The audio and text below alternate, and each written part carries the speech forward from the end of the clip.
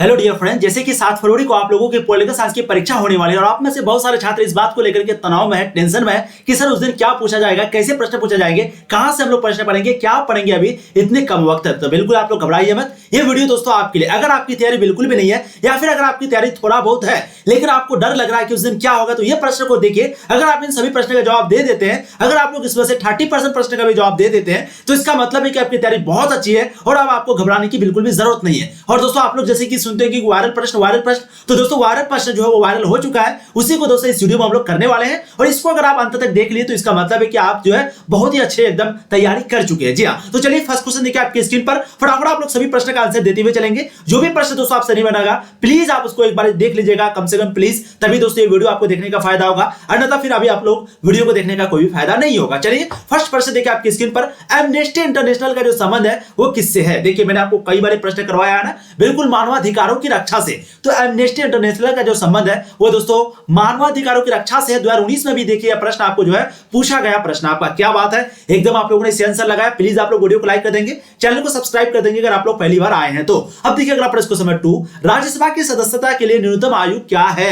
हमने आपको देखिए पूरा कंफ्यूजन आपको दूर कर दिया था। एक राज्यसभा होता है, एक विधानसभा होता है, एक विधान परिषद होता है, एक लोकसभा होता है। मैंने आपको पूरा डाउट क्लियर कर दिया था। बिल्कुल यहाँ पर सेकंड जो आंसर है वो आपको जाएंगे दोस्तों 30 वर्ष। देखिए अगर आपको प्रश्न पूछा जाए राज्यसभा के बारे में या फिर अगर आपको पूछा जाए, थोड़ा सा ध्यान से देखिएगा, आपका 4 नंबर का कंफ्यूजन जो है वो दूर हो जाएगा, नहीं तो फिर आप लोग गलत कर दीजिएगा। ठीक है, एक आपका होता है विधान परिषद, एक आपका क्या होता है विधान परिषद, एक होता है राज्यसभा। इनकी जो आयु है दोस्तों, यानी कि कम से कम अगर आप विधान परिषद बनना चाहते हैं, राज्यसभा का सदस्य बनना चाहते हैं, तो आपको कम से कम 30 वर्ष का होना होगा। ठीक है, वहीं पे अगर हम लोग बात करेंगे लोकसभा के बारे में, अगर आप लोग लोकसभा का सदस्य बनना चाहते हैं, ठीक है, लोकसभा का सदस्य, एक आपका विधानसभा हो गया, विधान परिषद हो गया, एक आपका राज्यसभा हो गया और एक आपका लोकसभा हो गया दोस्तों, एक आपका विधानसभा हो गया। तो ये दोनों का अगर आपको सदस्य बनना है तो दोस्तों तो आपको जो है टोटल 25 वर्ष का होना होगा। ठीक है, प्रधानमंत्री, उप प्रधानमंत्री ये बनने के लिए 25 वर्ष, वहीं पे राष्ट्रपति और उपराष्ट्रपति बनने के लिए 35 वर्ष। तो प्लीज पूरा डाउट को अच्छे से समझ लीजिए, आपको समझ में आ जाएगा। थोड़ा वीडियो को पीछे करके आप लोग देख लीजिए। ठीक है, चलिए देखिए अगला प्रश्न क्वेश्चन नंबर 3, लोकसभा की अधिकतम संख्या, अधिकतम सदस्य संख्या जो है वो कितनी है? देखिए 2020 में आपको एक प्रश्न पूछा गया है। बिल्कुल थर्ड के दोस्तों आंसर आपको जाएंगे वो 552 हो सकती है। ठीक है, तो लोकसभा की जो अधिकतम सदस्य संख्या है, मेंबर की जो संख्या है वो टोटल 552 यानी कम अधिकतम ज्यादा से ज्यादा 552 हो सकती है। चलिए अब देखिए अगला प्रश्न क्वेश्चन नंबर 4, सुरक्षा संबंधी परंपरागत अवधारणा की, परंपरागत अवधारणा, गैर परंपरागत अवधारणा आप लोग को पता होगा। तो परंपरागत अवधारणा की जो मुख्य विशेषता है वो क्या है? आप लोग एकदम सही जवाब दिए हैं। इसके जो राइट आंसर दोस्तों वो आपको जाएंगे निशस्त्रीकरण एवं अश्व नियंत्रण में विश्वास। ऑप्शन सी आपका बिल्कुल 4 के जो है सही जवाब हो जाएंगे। अब देखिए अगला प्रश्न क्वेश्चन नंबर 5, मानव अधिकार मुख्यतः व्यक्ति के किस तरह के अधिकारों का रक्षा करता है? मानव अधिकार जो है मुख्यतः व्यक्ति के किस तरह के अधिकारों का रक्षा करता है? देखिए ये भी प्रश्न मैंने आपको कई बार करवाया। बिल्कुल 5 के जो राइट आंसर दोस्तों वो आपको जाएंगे व्यक्ति की गरिमा एवं उसके प्रतिभा विकास का अधिकार। ऑप्शन आपके बी जो है बिल्कुल 5 के सही जवाब हो जाएंगे। क्या बात है, बहुत बढ़िया। अब देखिए अगला प्रश्न मैंने आपको ये भी प्रश्न करवाया था, मानवाधिकार का जो संबंध है बिल्कुल एमनेस्टी से है, लेकिन मानवाधिकार दिवस जो है कब मनाया जाता है?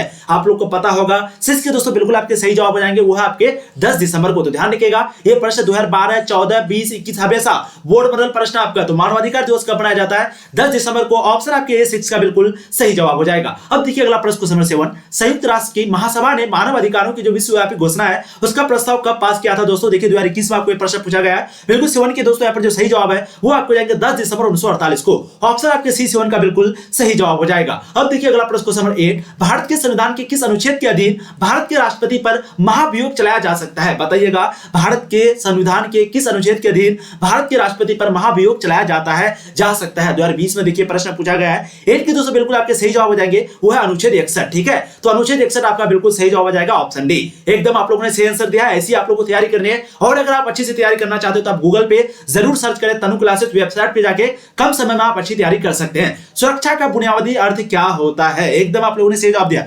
सुरक्षा का जो बुनियादी अर्थ दोस्तों वो खतरे से आजादी यानी कि खतरे से मुक्ति। ऑप्शन आपके ए जो है 9 के बिल्कुल सही जवाब हो जाएंगे। कभी कभी आपको ऑप्शन में खतरे से मुक्ति देता है, कभी कभी खतरे से आजादी, दोनों आपका सही होगा। ठीक है, बहुत लोग डी लगाते हैं जो कि आपका गलत हो जाएगा। बहुत बढ़िया, 9 के क्या हो जाएंगे बिल्कुल ए, क्योंकि सुरक्षा का पूछा है पर ये नहीं पूछा है। ठीक है, चलिए ओजोन परत जो है वो पृथ्वी के धरातल से कितनी ऊंचाई तक पाया गया है बताइएगा। तो ओजोन परत पृथ्वी के धरातल से कितनी ऊंचाई तक पाया गया है, बिल्कुल 10 के दोस्तों यहाँ पर सही जवाब हो जाएंगे 10 से 50 किलोमीटर तक। ऑप्शन आपके बी जो है 10 का एकदम सही जवाब हो जाएगा। क्या बात है, बहुत बढ़िया। अब देखिए अगला प्रश्न क्वेश्चन नंबर 11 आपके समक्ष आपके स्क्रीन पर। ओजोन परत का नुकसान निम्नलिखित में से किस गैस के ज्यादा उत्सर्जन हो रहा है बताइएगा। ओजोन परत का जो नुकसान है वो निम्नलिखित में से किस गैस के ज्यादा उत्सर्जन से हो रहा है। Oxygen gas, chlorine gas, hydrogen gas. बिल्कुल दोस्तों 11 की जो राइट आंसर है वो आपके जाएंगे क्लोरीन गैस। बिल्कुल ऑप्शन भी आपका सही जवाब होगा। ऑप्शन बी 12 के बिल्कुल 11 के बिल्कुल आपके सही जवाब हो जाएंगे। क्या बात है। देखिए अगला प्रश्न क्वेश्चन नंबर 12 आपके समक्ष आपकी स्क्रीन पर। हमने देखिए भी प्रश्न आपको जो है कई बार करवाया है, एकदम आप लोग को सही जवाब देना है। ओजोन परत के नुकसान से मानव को निम्नलिखित में से किस प्रकार के रोग हो सकते हैं बताइएगा। ओजोन परत, क्योंकि आप लोग को पता है ओजोन परत क्या है, बिल्कुल पृथ्वी के ऊपर है। वो ओजोन परत क्या करता है दोस्तों, पराबैंगनी जो किरण निकलती है उसी को रोकता है। अब वो अगर किरण को नहीं रोक पाएगा तो सिंपली क्या होगा, बिल्कुल हम लोगों को जो है त्वचा यानी कि स्किन कैंसर होगा, त्वचा कैंसर रोग होगा। ऑप्शन से आपके 12 के बिल्कुल सही जवाब आ जाएंगे। और ये ओजोन परत क्यों खत्म हो रहा है दोस्तों, क्योंकि हम लोग फ्रिज यूज करते हैं, हम लोग एसी यूज करते हैं, गाड़ी यूज करते हैं, उससे क्लोरोफ्लोरोकार्बन निकलता है, जिसके कारण जो ओजोन परत का क्षय हो रहा है। ठीक है, आप देखिए अगला प्रश्न आपका, क्योटो प्रोटोकॉल पर भारत जो है वो कब हस्ताक्षर किया। ये भी प्रश्न देखिए आपको पूछा गया प्रश्न है, बिल्कुल आपके आंसर आएंगे दोस्तों 2002 में। ठीक है, तो क्योटो प्रोटोकॉल पर जो है भारत जो है वो कब हस्ताक्षर किया था। ऑप्शन से आपके 2002 हो जाएंगे। अब देखिए अगला प्रश्न क्वेश्चन नंबर 14 आपके समक्ष आपके स्क्रीन पर। हमने आपको ये भी प्रश्न कई बार करवाया है। बिल्कुल प्रथम विश्व युद्ध जलवायु सम्मेलन कहां पर हुआ था। बिल्कुल दोस्तों 14 की राइट आपको जाएंगे वो है जेनेवा में। ऑप्शन आपके ए जो है बिल्कुल सही जवाब हो जाएंगे। अब देखिए जितना जल्दी आप लोग आंसर दे सके उतना अच्छा आप लोगों के लिए, क्योंकि टाइम आपके पास बहुत कीमती है, बहुत कीमती टाइम है भी आपका। ठीक है, तो प्लीज आप लोग ज्यादा इधर उधर ना भटके, अच्छे से तैयारी करें, अच्छे से मेहनत करें। एग्जाम आप लोगों की बहुत ही आसान होगी और बहुत ही अच्छा एग्जाम आप लोगों का जाएगा। जो भी हमारे पास क्लास की है यानी कि हमारे चैनल से, आपने इस चैनल से पढ़ाई अगर की है तो आपकी तैयारी बहुत अच्छी होगी। मैं आपको सच बता रहा हूं, क्योंकि ऐसा एक भी प्रश्न नहीं जो कि आपको नहीं करवाया गया पहले। ये सभी प्रश्न आपको पहले करवाया गया है। अगर पूछेगा तो पूछेगा कहां से। जी हां, भारत में नई आर्थिक नीति की शुरुआत किस प्रधानमंत्री ने की थी दोस्तों, नरसिम्हा राव ने की थी। ऑप्शन आपके बी जो है 15 के बिल्कुल सही जवाब हो जाएंगे। देखिए अगला प्रश्न क्वेश्चन नंबर 16 मानवाधिकारों की सार्वभौमिक घोषणा कब की गई थी। मानवाधिकारों की सार्वभौमिक जो घोषणा दोस्तों वो कब की गई थी। देखिए 2016 में आपको प्रश्न पूछा गया है। 16 के दोस्तों बिल्कुल आपके सही जवाब हो जाएंगे 1948 में। 1948 में और एक चीज क्या हुआ था आपको पूछा गया था ना, बिल्कुल देखिए 1947 में हमारा देश, महान देश भारत जो है आजाद हुआ था। ठीक है, उसके बाद जस्ट 1948 में मैंने आपको कई बार बताया कि मार्शल योजना की जो स्थापना दोस्तों वो भी कब हुई थी 1948 में। और वहीं पे नाटो की स्थापना कब हुई थी, वो 1950 में। तो प्लीज आप लोग डेट को जरूर याद रखेंगे। ठीक है, 1950 में जो है आपका नाटो की स्थापना हुई थी। कब हुई थी 1949 में। और वहीं पे आपका 1948 में मार्शल योजना, 1947 में भारत देश आजाद हुआ और मानवाधिकारों की सार्वभौमिक घोषणा जो है वो भी 1948 में हुई थी। तो प्लीज आप लोग डेट को जरूर याद रखिएगा। ठीक है, अब देखिए अगला प्रश्न जनता दल यूनाइटेड। देखिए जनता दल यूनाइटेड मतलब जेडीयू, इसका संबंध किससे, बिल्कुल बिहार से। और एक प्रश्न क्या पूछता है आरजेडी, जिसको बोलते हैं राष्ट्रीय जनता दल। राष्ट्रीय जनता दल इसकी स्थापना मतलब कि इसका ये पार्टी दोस्तों कहां पर है, ये भी आपका बिहार में। और जेडीयू यानी कि जनता दल यूनाइटेड ये भी बिहार में। ठीक है, दो प्रश्न आपको यहां पर पूछा जाता है। सबसे पहला 2015 में और 2020 में, वैसे 15 वाला पूछा हुआ प्रश्न है। 2020 में और 2015 में किसको सबसे ज्यादा सीटें मिली दोस्तों, तो वह आरजेडी को यानी कि राजद को। ठीक है, और यानी कि राष्ट्रीय जनता दल को, और जदयू को यानी कि जेडीयू को जो है 2010 में सबसे ज्यादा सीट मिली थी। कब, 2010 में। ठीक है, तो ये दोनों पार्टी बिल्कुल बिहार के। 17 की राइट आपके ऑप्शन ए हो जाएंगे। बिहार के पहली महिला मुख्यमंत्री कौन है, राबड़ी देवी। ध्यान रखिएगा। अब देखिए अगला प्रश्न केंद्र में जनता पार्टी किस वर्ष में सत्ता में आई। बिल्कुल 18 के दोस्तों राइट आएंगे 1977 में। आपको पता है जनता पार्टी की जो स्थापना है वो 1977 में हुई थी और 1977 में ही ये पार्टी विजय हुई। और पहले जो प्रधानमंत्री है दोस्तों वो कौन बने थे, बिल्कुल मोरारजी देसाई बने थे, जो कि 18 महीने के लिए बने थे। अनुसूचित जाति, जहां पर भी इस तरह का प्रश्न जाए जाति से रिलेटेड, डायरेक्ट आपको आंसर लगा देना है भीमराव अंबेडकर। ठीक है, तो अनुसूचित जाति संघ की जो स्थापना किसने की थी, 2011-13 में पूछा गया प्रश्न है। बिल्कुल आपके राइट आंसर हो जाएंगे भीमराव अंबेडकर ने।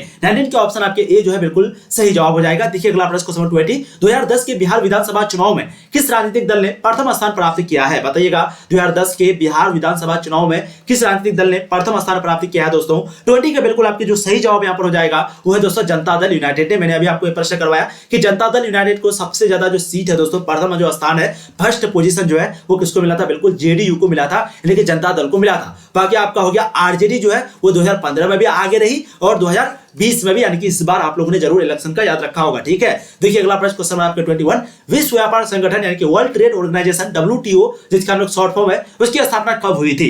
ये भी प्रश्न देखिए मैंने आपको कई बार करवाया, बिल्कुल इसके आंसर आपको जाएंगे जनवरी 1995 में। ठीक है, तो विश्व व्यापार संगठन की स्थापना है दोस्तों वो जनवरी 1995 में हुई थी। ऑप्शन ए बिल्कुल बी आपके सही जवाब जाएंगे 21 नंबर क्वेश्चन का। क्या बात है, ऐसे आप लोग को आंसर देना एग्जाम में भी। और प्लीज जो भी वीडियो को अभी तक लाइक नहीं किए प्लीज लाइक कर देंगे, काफी मेहनत लगती है वीडियो बनवाने, आप लोग क्वेश्चन आंसर करने की भावना में खो जाते हैं, हम आपको देख रहे हैं अभी तक आप लोग लाइक नहीं किए, प्लीज लाइक कर दीजिए, चैनल को सब्सक्राइब कर दीजिए, जहां पर आपको ऐसी ही पढ़ाई जाती है बहुत मजे के साथ। चलिए, विश्व व्यापार संगठन के मंत्री स्तरीय बैठक किस वर्ष आयोजित की गई थी दोस्तों? एकदम आप लोगों ने सही जवाब दिया है, इसकी जो राइट आंसर वो आपको देंगे 1999 में। अब देखिए अगला प्रश्न क्वेश्चन 23, हैदराबाद क्या भारतीय संघ में विलय जो है किस प्रकार हुआ था? आपको पता है हैदराबाद के जो शासक उसको क्या बोला जाता था? बिल्कुल निजाम बोला जाता था, निजाम। ये भी प्रश्न आपको पूछा गया है कि हैदराबाद के शासक को क्या बोला जाता था? निजाम बोला जाता था। और हैदराबाद को जो है भारत का एक प्रकार का मरीज भी बोला जाता था। 23 के दोस्तों बिल्कुल आपके जो सही जवाब यहाँ पर हो जाएगा वो हो जाएगा दोस्तों बलपूर्वक, क्योंकि आपको पता है उस समय हैदराबाद के जो सैनिक है वो कुछ से कुछ करने लगे थे, तो यहाँ पर बलपूर्वक से जो है हैदराबाद का विलय हुआ था भारतीय संघ में। बहुत बड़ी कहानी मैं अभी नहीं बता पाऊंगा, वीडियो काफी लंबी बन जाएगी। 23 के आंसर ऑप्शन बी हो जाएंगे। अब देखिए अगला प्रश्न क्वेश्चन 24, भारत में सुदूर पूर्व क्षेत्रों के पुनर्गठन किस संशोधन अधिनियम के द्वारा किया गया था? सुदूर पूर्व क्षेत्रों के पुनर्गठन जो है किस संशोधन अधिनियम के द्वारा किया गया था? बिल्कुल 24 के दोस्तों करेक्ट आंसर आपको देंगे 27वां संविधान संशोधन अधिनियम 1972। ऑप्शन आपके ए 24 का बिल्कुल सही जवाब हो जाएगा। अब देखिए अगला प्रश्न, द्विराष्ट्र सिद्धांत का प्रतिपादन किस दल या संगठन से संबंधित है? तो द्विराष्ट्र का जो दोस्तों सिद्धांत का जो प्रतिपादन है वो किसने किया था? मुस्लिम लीग से। ठीक है, तो ऑप्शन आपके बी सही जवाब हो जाएंगे। और इसका विरोध कौन कर रहा था? तो भारतीय राष्ट्रीय कांग्रेस। भारतीय राष्ट्रीय कांग्रेस की स्थापना कब हुई थी? 1885 को। किसने किया था? बिल्कुल A.O. ह्यूम ने किया था। ठीक है, पहली महिला अध्यक्ष इसकी कौन थी? भारतीय राष्ट्रीय कांग्रेस की एनी बेसेंट थी। ये सभी प्रश्न आपको पूछे जाते हैं, मैं बार बार आपको रिवीजन इसीलिए करवाता हूं। 25 का बिल्कुल आपके सही जवाब ऑप्शन बी हो जाएगा। अब देखिए निम्नलिखित में से कौन भारतीय संघीय व्यवस्था की विशेषता नहीं है? बताइएगा। तो भारतीय संघीय व्यवस्था की जो विशेषता है वो कौन सी नहीं है पूछा जा रहा नहीं है। क्वेश्चन जल्दी जल्दी में बस गलत नहीं पढ़ना। ठीक है, चलिए बिल्कुल आप लोगों ने सही जवाब दिया है। दोहरी नागरिकता जो है वो भारतीय संघीय व्यवस्था में नहीं है, यानी कि इसकी विशेषता नहीं है। ऑप्शन आपकी ए जो है 26 का बिल्कुल सही जवाब हो जाएगा। अब देखिए अगला प्रश्न कई बार आपको पूछा गया और हमने आपको तो हजारों बार ये प्रश्न बता चुके होंगे कि मुस्लिम लीग की जो स्थापना है वो 1906 में हुई थी और बंगाल विभाजन जो है वो 1905 में हुआ था। दोनों को मैं साथ साथ बताता हूं हमेशा। 1885 में किस राजनीतिक दल की स्थापना हुई थी? तो 1885 में जो है बिल्कुल भारतीय राष्ट्रीय कांग्रेस की स्थापना हुई थी। अभी हमने आपको बताया, बिल्कुल आपके ऑप्शन ए सही हो जाएंगे। किसने किया था? A.O. ह्यूम ने किया था। अब देखिए अगला प्रश्न क्वेश्चन 29, कई बार हमने आपको करवाया है, ब्रिटिश सरकार की किस अधिनियम के द्वारा एवं किस वर्ष भारत का शासन अपने हाथों में लिया गया? एकदम दोस्तों 29 के आपके एकदम सही जवाब हो जाएंगे। वो है दोस्तों आपके ऑप्शन ए भारतीय शासन अधिनियम 1958। ठीक है, तो ब्रिटिश सरकार की भारतीय शासन अधिनियम 1958 के द्वारा एवं किस वर्ष भारत का, यानी कि किस वर्ष? 1958 के वर्ष में शासन जो है अपने हाथों में लिया था। तो ऑप्शन ए जो आपका 29 का सही जवाब हो जाएगा। अब देखिए अगला प्रश्न क्वेश्चन 30, भारत के विभाजन निम्नलिखित में से किस अधिनियम के द्वारा हुआ था? 30 के एकदम सही जवाब आपको जाएंगे भारतीय स्वतंत्रता अधिनियम 1947। ठीक है, तो ऑप्शन सी इसी के आधार पर जो है क्या हुआ था दोस्तों? भारत का विभाजन जो है हुआ था, यानी कि इसी अधिनियम के द्वारा। अधिनियम का नाम क्या है? भारतीय स्वतंत्रता अधिनियम, जो कि 1947 में हुई थी। आप लोगों को पता होगा, भारत और पाकिस्तान। ठीक है, चलिए भारत बांग्लादेश के बीच शांति, सहयोग और मैत्री की 25 वर्षीय संधि जो है वो कब हुई थी? यानी कि भारत और बांग्लादेश के बीच शांति होना चाहिए, सहयोग होना चाहिए, मैत्री यानी कि मित्रता रहनी चाहिए। ये 25 वर्षीय एक संधि बनी थी, वो कब बनी थी? 31 के बिल्कुल आपके सही जवाब हो जाएंगे दोस्तों, वो 1972 में। ऑप्शन आपके भी 31 का बिल्कुल राइट आंसर आएगा। अब देखिए अगला प्रश्न क्वेश्चन 32, 1974 में पहला पोखरण परमाणु जो है परीक्षण के समय भारत के प्रधानमंत्री कौन थे? तो आपको पता है 1974 में जो है कौन थे? बिल्कुल इंदिरा गांधी थी, क्योंकि आपको पता है 1971 से लेकर के 1977 तक जब तक चुनाव नहीं हुआ था, यही जो है इंदिरा गांधी भारत के प्रधानमंत्री थी। और 1975 में इन्होंने क्या लागू किया था? बिल्कुल आपातकाल, यानी कि संकट काल है। ठीक है, दोनों प्रश्न आपको पूछा था, आपातकाल कौन लागू किया, संकट काल कौन लागू किया, तो दोनों एक ही चीज है आपका। तो 1974 में पहला परमाणु पोखरण जो, यानी कि 1974 में जो है पहला परमाणु परीक्षण हुआ था। कहां पर हुआ था? पोखरण में। और दूसरा दोस्तों कब हुआ था? 1998 में। ये भी प्रश्न आपको पूछा था ना, तो उस समय प्रधानमंत्री कौन था 1974 में? बिल्कुल इंदिरा गांधी। सही जवाब यहां पर आपके ऑप्शन ए हो जाएगा। अब देखिए अगला प्रश्न, जवाहरलाल नेहरू ने भारतीय विदेश नीति का प्रमुख आधार निम्नलिखित में से किसे बनाया था? देखिए सभी प्रश्न आपको पूछे जाते हैं। अगर आप लोग कम समय में और भी अच्छी तैयारी करना चाहते हो तो प्लीज आप लोग वेबसाइट पे जाकर जरूर पढ़िए। वहां पर आपको सिंपली तनु क्लासेस सर्च करना और वेबसाइट पे जाने के बाद देखिए इस तरह का कुछ इंटरफेस खुलेगा। आपको वहां पर दोस्तों chapter by chapter objective subjective question भी मिलेगा, साथ ही साथ 5-5 करके सेट जो है सभी सब्जेक्ट का अपलोड कर दिया गया। Political, geography, history, Hindi, English का आपको समरी भी अपलोड कर दिया गया। चैप्टर बाय चैप्टर ऑब्जेक्टिव पहले से अपलोड है, तो प्लीज आप लोग जाकर के वहां पर बहुत मजे के साथ पढ़ सकते हैं, कम समय में अच्छी तैयारी बिल्कुल फ्री में कर सकते हैं। जवाहरलाल नेहरू ने भारतीय विदेश नीति, क्योंकि आपको पता है भारत के जो विदेश मंत्री है, पहले विदेश मंत्री कौन थे, जवाहरलाल नेहरू ही थे, और पहले प्रधानमंत्री भी यही थे, ठीक है। तो भारत के जवाहरलाल नेहरू ने भारतीय विदेश नीति का प्रमुख आधार जो निम्नलिखित में से किसे बनाया था दोस्तों, शांति को भी बनाया था, मित्रता को भी और समानता को भी, यानी कि सभी की समानता होनी चाहिए, मित्रता होनी चाहिए और शांति होनी चाहिए। ऑप्शन डी आपके 33 का बिल्कुल सही जवाब हो जाएगा। अब देखिए अगला प्रश्न आपको जाएंगे क्वेश्चन नंबर 34। कई बार हमने आपको यह प्रश्न करवाया है कि निम्नलिखित में से किसने प्रथम प्रधानमंत्री के रूप में पंडित जवाहरलाल नेहरू की शपथ दिलाई थी। बिल्कुल 34 के दोस्तों आपके सही जवाब हो जाएंगे वो है लॉर्ड माउंटबेटन। ऑप्शन आपके ए जो है बिल्कुल सही जवाब हो जाएगा। मैंने आपको ये प्रश्न कई बार करवाया था, ठीक है। तो प्रथम प्रधानमंत्री के रूप में पंडित जवाहरलाल नेहरू को जो है शपथ कौन दिलाई थी, लॉर्ड माउंटबेटन। ऑप्शन आपके 34 का जो है ए एकदम सही जवाब हो जाएगा। अब देखिए अगला प्रश्न आपका, पहली लोकसभा में निर्वाचित सदस्यों की संख्या कितनी थी। तो दोस्तों ये भी प्रश्न मैंने आपको कई बार करवाया कि पहली लोकसभा में निर्वाचित सदस्यों की जो संख्या है वो दोस्तों 489 थी। ऑप्शन आपके डी जो है सही जवाब हो जाएंगे। देखिए अगला प्रश्न आपका, भारतीय राष्ट्रीय कांग्रेस पार्टी की स्थापना कब हुई थी। बिल्कुल 1885 में हुई थी। और बीजेपी की स्थापना कब हुई थी दोस्तों, बीजेपी की स्थापना पूछा गया प्रश्न आपको 1980 में हुई थी। किसने किया था, बिल्कुल एल के अडवाणी और अटल बिहारी वाजपेयी ने, ठीक है। और जनता पार्टी की स्थापना 1977 में हुई थी। ये सभी प्रश्न जो आपको पूछे जाते हैं, यहाँ पर आपका बिल्कुल ऑप्शन डी जो है सही जवाब हो जाएगा। अब देखिए अगला प्रश्न क्वेश्चन नंबर 37, ए.ओ. ह्यूम नामक अंग्रेज किस राजनीतिक दल की स्थापना की, बताइएगा। ए.ओ. ह्यूम बिल्कुल आपका सही जवाब हो जाएंगे कांग्रेस पार्टी। तो आपके भारतीय कांग्रेस पार्टी थे, कांग्रेस पार्टी थे, सभी बिल्कुल एक ही चीज है, ठीक है। तो 37 के आंसर आपके ऑप्शन जो है ए सही जवाब हो जाएंगे। अब देखिए अगला प्रश्न, भारत में पंचवर्षीय योजना की शुरुआत कब हुई थी। देखिए ये प्रश्न आपको हो सकता है इस बार भी पूछ दे, एक आपका पंचवर्षीय योजना वाला और एक आपका भारत का प्रथम चुनाव वाला। ये दोनों में से तो एक प्रश्न आपका पूछा जाएगा, ठीक है। तो एक आपका हो गया प्रथम चुनाव। प्रथम चुनाव भारत में कब हुआ था दोस्तों, 1952 में। ध्यान रखिएगा, आपको बिल्कुल कुछ याद नहीं रखना। 1952 में प्रथम चुनाव और 1951 में जो है पहली बार पंचवर्षीय योजना हुई थी, ठीक है। तो 1951 से लेकर के 56 साल, 5 साल का होता था। तो 51 से लेकर के 56 साल पहली बार पंचवर्षीय योजना जो है वो हुई थी भारत में, ठीक है। और पहली पंचवर्षीय योजना का मुख्य उद्देश्य क्या था, पूछा गया प्रश्न आपका। तो दोस्तों उस समय कृषि में सुधार, ठीक है। चलिए, भारत में प्रथम पंचवर्षीय योजना का कार्यकाल कब से कब तक माना जाता है, अभी हमने आपको बताया 1951 में लागू हुई थी। 1951 से लेकर के 56 तक जो है भारत में पहली पंचवर्षीय योजना थी, ठीक है। और वहीं पे 56 से लेकर के 61 तक दूसरी, 61 से लेकर के 66 तक तीसरी, ठीक है। बहुत बढ़िया, राइट साइड आपका ऑप्शन भी हो जाएगा क्वेश्चन नंबर 39 का। अब देखिए अगला प्रश्न क्वेश्चन नंबर 40, प्रथम पंचवर्षीय योजना में कुल कितने रुपए व्यय की गई थी, यानी कि कितने रुपए खर्च हुए थे। देखिए प्रश्न आपको काफी इंपोर्टेंट है और बहुत ही इंपोर्टेंट है, बिल्कुल 3870 करोड़ रुपए, ठीक है। तो प्रथम पंचवर्षीय योजना में कुल कितने रुपए दोस्तों व्यय की व्यवस्था की गई थी, खर्च करने की व्यवस्था की गई थी, वो है 3870 करोड़ रुपए पूरे जो है कृषि पर, ठीक है। तो 40 के आंसर आपके ऑप्शन ए हो जाएंगे। क्या बात है, बहुत बढ़िया। अब देखिए अगला प्रश्न क्वेश्चन आपको 41, किस पंचवर्षीय योजना को औद्योगिक एवं परिवहनीय योजना के नाम से जाना जाता है। तो देखिए आपको पता है कृषि जो योजना है दोस्तों, यानी कि कृषि से रिलेटेड जो है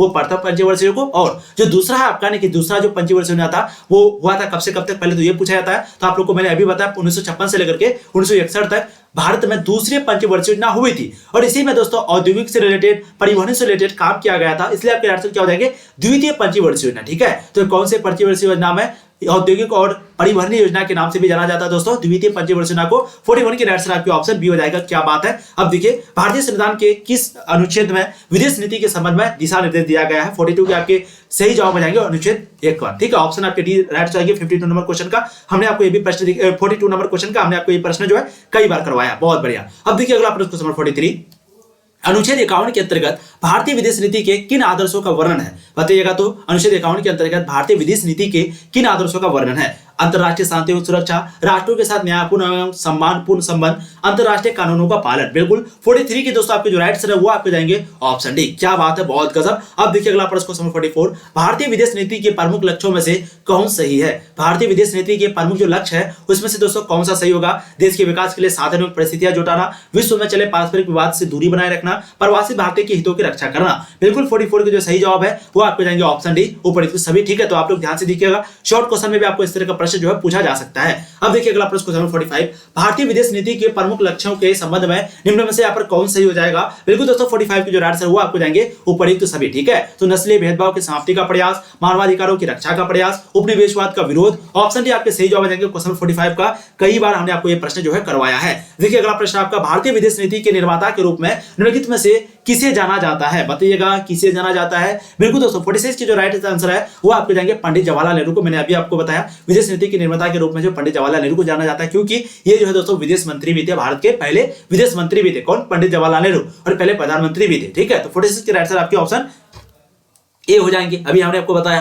अब देखिए अगला प्रश्न आपका, जस्टिस पार्टी किस राज्य से संबंध रखती है, बताइएगा। जस्टिस पार्टी जो है वो किस राज्य से संबंधित रखती है, हमने आपको देखिए ये भी प्रश्न कई बार करवाया। बिल्कुल 47 की जो आंसर है वो आपको जाएंगे मद्रास से, ऑप्शन डी आपका सही जवाब हो जाएगा। अब देखिए अगला प्रश्न क्वेश्चन 48, 1967 में हुए बिहार विधानसभा चुनाव के बाद बिहार में किस प्रकार की सरकार बनी, बताइएगा। कौन सी प्रकार की यहाँ पर सरकार बनी थी जब 1967 में जो है बिहार में विधानसभा चुनाव हुआ था, क्योंकि कांग्रेस पार्टी तो हार गई थी, आप लोगों को जैसे पता है। बिल्कुल 48 के दोस्तों सही जवाब हो जाएंगे संयुक्त विधायक दल की सरकार, ठीक है। तो राइट आंसर आपका ऑप्शन हो जाएगा, इसी की सरकार बनी थी 1967 में विधानसभा चुनाव में। अब देखिए अगला प्रश्न आपका, गैर कांग्रेसवाद का नारा किसने दिया था, 2013 और 14 में पूछा है। लालू यादव ने, जयप्रकाश नारायण ने, राम मनोहर लोहिया ने, चौधरी चरण सिंह ने। 49 के बिल्कुल आपके सही जवाब हो जाएंगे राम मनोहर लोहिया ने गैर कांग्रेसवाद यानी कि नॉन कांग्रेसिज्म का नारा दिया था। तो ऑप्शन आपके जो है बिल्कुल सी आपके सही जवाब बताएंगे। क्या बात है, बहुत बढ़िया, बहुत गजब। अब देखिए अगला प्रश्न क्वेश्चन 50, जो भी दोस्तों वेबसाइट पे जाकर तैयारी नहीं करते तो इसका मतलब है कि आप बहुत बड़ा गलती कर रहे हैं। मैं आपको बता रहा हूं, मैं मेहनत आपके लिए वहां भी करता हूं, तो प्लीज आप लोग जरूर जाइएगा। 1967 के आम चुनाव के बाद बिहार में किस पार्टी के नेतृत्व में सरकार बनी थी,